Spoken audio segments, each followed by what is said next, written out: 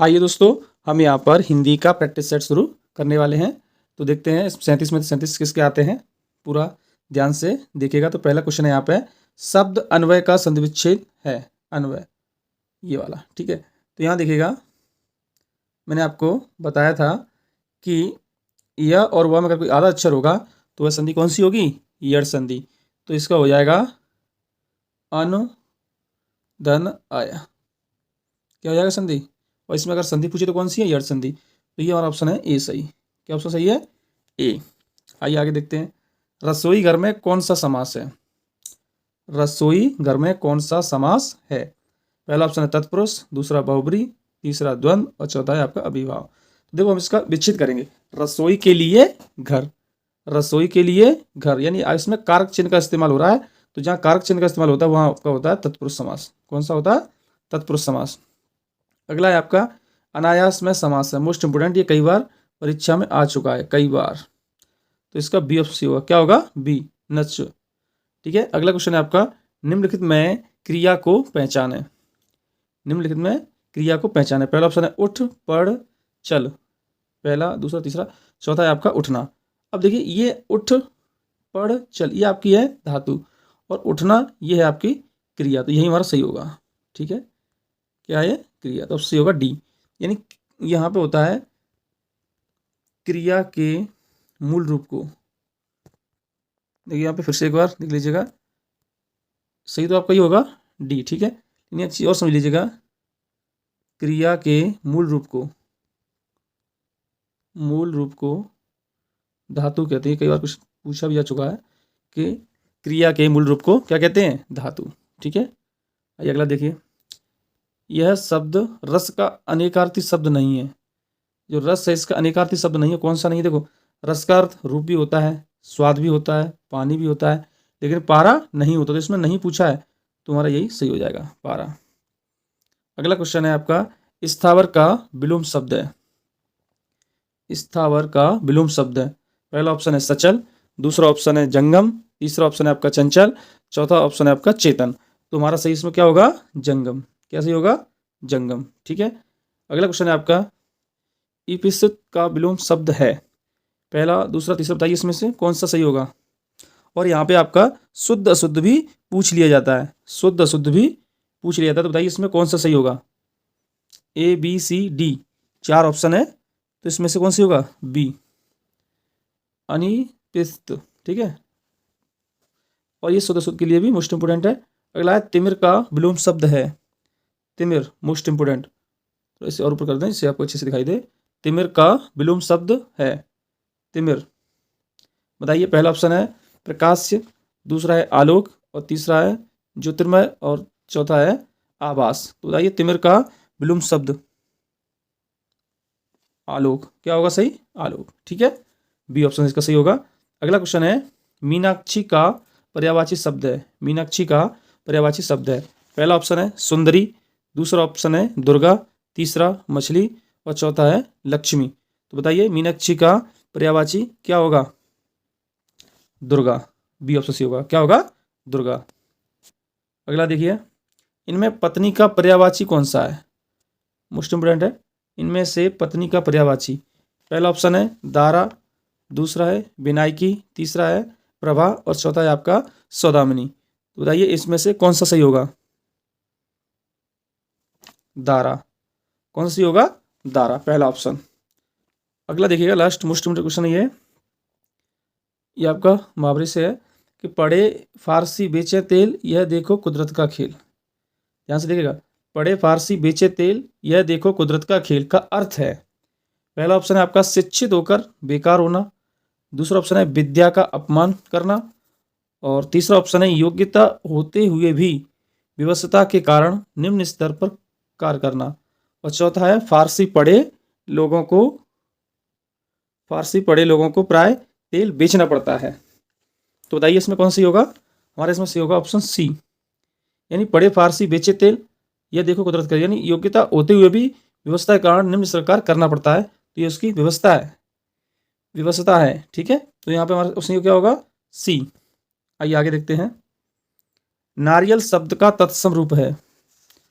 नारियल शब्द का तत्सम रूप है, पहला ऑप्शन है नारकेल, दूसरा है नारकेल, तीसरा नारिकेल, चौथा है नारकेला। देखिए थोड़ा थोड़ा सा इसमें डिफरेंट है, और यहाँ पे शुद्ध अशुद्ध का विषय ध्यान रखिएगा।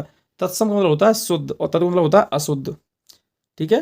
तो तत्सम यहाँ पे शुद्ध बताइए नारियल का, तो यहाँ शुद्ध अशुद्ध भी जब भी आपसे पूछा जाएगा तो वो भी आप आराम से कर सकते हैं, ठीक है। तुम्हें बताना नारियल शब्द का तत्सम, तो नारियल शब्द का तत्सम होता है नारकेल, पहला ऑप्शन होगा ए नारकेल। शुद्ध अशुद्ध में आपसे अगर कोई पूछे तो आप बता सकते हैं नारकेल, ठीक है। अगला है करपट शब्द का तद्भव शब्द है।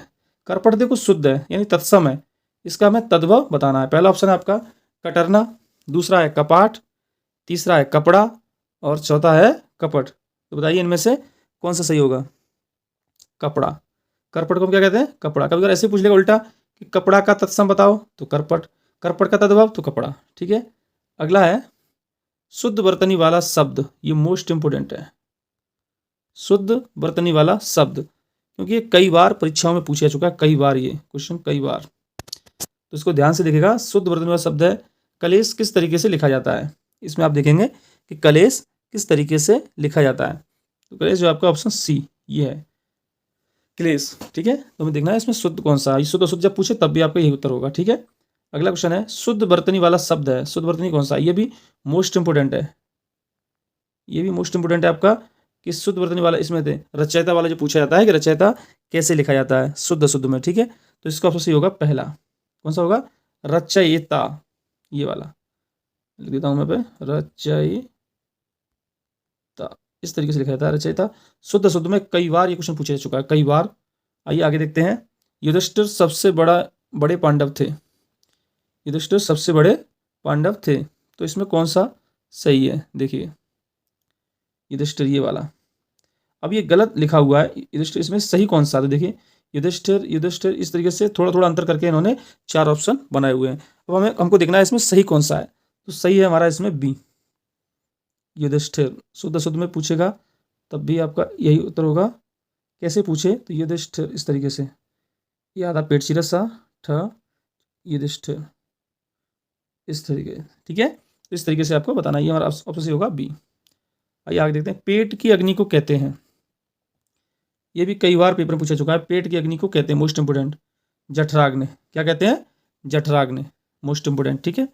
अगला है भाषा से संबंधित है कि बांगरू किस उपभाषा वर्ग की बोली है, मोस्ट इंपोर्टेंट, बांगरू किस उपभाषा वर्ग की बोली है, बताइए इसमें कौन सा होगा।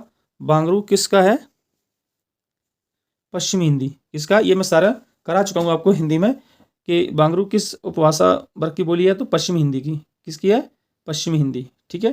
अगला क्वेश्चन है बिहारी हिंदी की बोली का नाम है, बिहारी हिंदी की बोली का नाम देखो, पहला ऑप्शन है मगही, दूसरा बघेली, तीसरा छत्तीसगढ़ी, चौथा है बुंदेली। तो इसमें कौन सही होगा, बताइए, मगही, कौन सी होगा, मगही। ये सारी चीज़ मैं आपको पहले करा चुका हूँ। आइए आगे देखते हैं। लखनऊ किस बोली क्षेत्र में आता है, लखनऊ किस बोली क्षेत्र में आता है, ब्रज में आता है या अवधी में आता है या बुंदेली में आता है या बघेली में आता है, बताइए। अवधी, कौन सी में आता है, अवधी में। ब्रज आपकी बोली जाती है इधर आगरा मथुरा साइड, ठीक है। तो ये है हमारी अवधी में आता है लखनऊ वाला।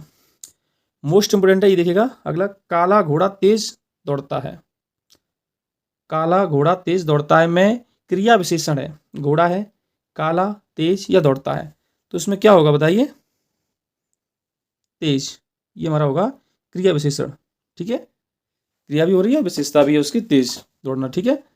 अगला मोस्ट इंपोर्टेंट है ये, दशरथ के प्राण राम के लिए आकुल थे, वाक्य में मुख्य विशेष्य है, बताइए इसमें क्या होगा।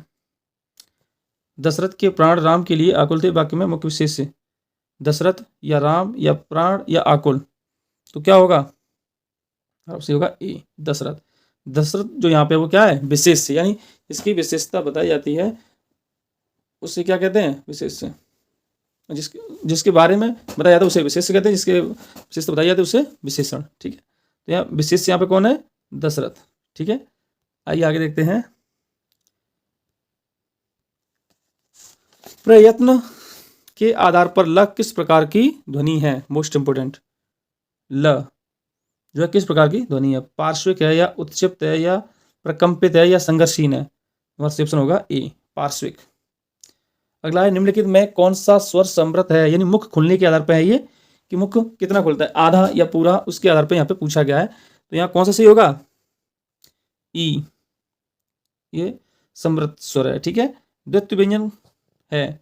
अब देखिए द्वितीय व्यंजन क्या होते हैं, ध्यान से देखिएगा। द्वितीय व्यंजन कहते हैं जैसे कोई अक्षर है, आधा अक्षर हो फिर उसी के बाद वही अक्षर हो पूरा, जैसे इसमें है दिल्ली, ये आपका क्या है, द्वितीय व्यंजन, तो इसका सी सही होगा। जैसे दिल्ली, किल्ली, बिल्ली, तो देखो आधा अक्षर ल है, फिर आधा अक्षर यहाँ पे हो गया पूरा अक्षर, तो ये होगा हमारा द्वितीय व्यंजन। अभी यहाँ पे ऐसे हो जैसे पक्का, आधा का आया फिर पूरा का आ गया, तो यहाँ पे क्या हो गया, द्वितीय व्यंजन। ठीक है, तो इस तरीके से आप बता सकते हैं द्वितीय व्यंजन, यानी जो आधा अक्षर होगा उसके बाद पूरा अक्षर होना चाहिए। एक बार फिर देख लीजिए, जैसे ये आपका पक्का, ठीक, कच्चा, तो जो आधा अक्षर था उसके बाद तुरंत क्या है, पूरा अक्षर, तो ये सब क्या है, द्वितीय व्यंजन। ठीक है, आइए आगे देखते हैं। अगला है आपका हिंदी शब्दकोश में छ का क्रम किस वर्ड के बाद आता है, बताइए। तो हमारा सी था ही, हिंदी शब्दकोश में छ का क्रम किस वर्ड के बाद आता है, तो क, छ, त्र, ज्ञ किसके बाद आता है, बताइए। ये आता है क के बाद, किसके बाद आता है, क के बाद, तो ऑप्शन हमारा होगा पहला सही। ठीक है, आगे देखिएगा, सदाचार में उपसर्ग है, सदाचार में उपसर्ग है। अब देखो यहाँ संधि अगर हम करेंगे तो संधि इसकी हो जाएगी सत धन आचार। ठीक है, सत धन आचार, मैं एक बार बता देता हूँ, ये संधि इसकी होगी। तो उपसर्ग होते हैं आगे जुड़े हुए, तो क्या है यहाँ पे, सत, सत धन आचार, ये है। ठीक है, तो ये हमारा हो गया। अब सत यहाँ पे जो आगे जोड़े जाते हैं वो होते हैं आपके उपसर्ग, तो यहाँ पे उपसर्ग क्या होगा, सत। ठीक है, और ऑप्शन होगा यहाँ पे पहला सही। ठीक है, आगे देखिए, सजावट शब्द का प्रत्यय बताइए, सजावट शब्द का प्रत्यय बताइए। एक है आव, आवट, सज, और चौथा है आपका टा। तो देखो ये आपके होते हैं जो प्रत्यय, वो आपके पीछे जोड़े जाते हैं, कहाँ जोड़े जाते हैं, पीछे, तो इसमें होगा आवट, सजधन आवट, तो आवट इसका यानी बी सही होगा। अगला क्वेश्चन है, उद्देश्य और विधेय किसके अंग है, बताइए। मोस्ट इंपोर्टेंट है ये क्वेश्चन आपका, उद्देश्य और विधेय किसके अंग है। पहला ऑप्शन है आपका वाक्य, दूसरा है रचना, तीसरा है शब्द, और चौथा है आपका अर्थ। तो बताइए किसके हैं अंग, वाक्य के, किसके अंग हैं, वाक्य, तो पहला ऑप्शन हो जाएगा। ठीक है, आइए आगे देखते हैं। निश्चयवाचक सर्वनाम कौन सा है, निश्चयवाचक, क्या तो आपका हो नहीं सकता, क्योंकि क्या आपका क्या है, प्रश्नवाचक। कौन, ये भी आपका प्रश्नवाचक। कुछ, ये आपका हो गया अनिश्चित, पता नहीं कितना, यह क्या है, निश्चित, हमारा ये सी होगा, डी।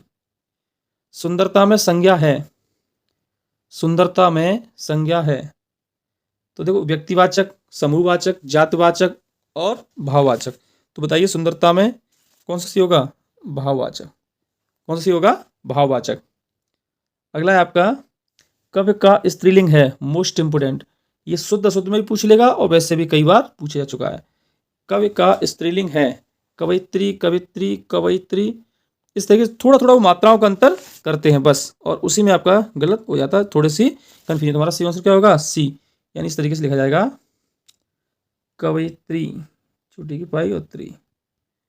तो इसका विशेष ध्यान रखिएगा, कई बार परीक्षा पूछा चुका है, कई बार। ठीक है, तो देखते हैं, आइए, और ऑप्शन हो गया इसका सही, सी। अगला है आपका, उज्ज्वल में संधि है, उज्ज्वल में संधि, इसमें आपका उपसर्ग भी पूछ सकता था, क्या पूछ सकता था आपसे, उपसर्ग भी पूछ सकता था, उपसर्ग, तो उपसर्ग पूछता तो भी हो जाता उत, क्या होता उत, वैसे क्या है, ज्वल। तो देखो ये हो गया हमारा पहला ऑप्शन, उत धन ज्वल। अगर हम संधि बात करें तो संधि भी इसी ऐसी होगी, उत धन ज्वल, व्यंजन संधि है, यहाँ संधि पूछी है, संधि कौन सी है, व्यंजन संधि। संधि विच्छेद करें तो क्या, उत धन ज्वल, और आपसे पूछे कि इसमें उपसर्ग क्या है, तो उत, ये वाला, ओ त और आधा त बनेगा, ये वाला। ठीक है, तो ये हमारा हो गया, इसमें उपसर्ग पूछे तो तो ध्यान रखिएगा, ये मैंने आपको हिंदी का कुछ प्रतिशत कराया, लगभग 35 क्वेश्चन के आसपास होंगे इसमें। तो आप देखिएगा कि आपके इसमें कितने सही गए। ठीक है, आगे मैं बहुत जल्द आपका दूसरा सेट लेके आऊँगा, जिसमें आपको देखना होगा कि हमारे कितने नंबर आ रहे हैं। बस क्योंकि परीक्षा का टाइम बहुत ही कम बचा हुआ है, तो आपको ज़्यादा से ज़्यादा आपको क्या करना है, प्रैक्टिस करना है। ठीक है, पूरा वीडियो देखने के लिए धन्यवाद।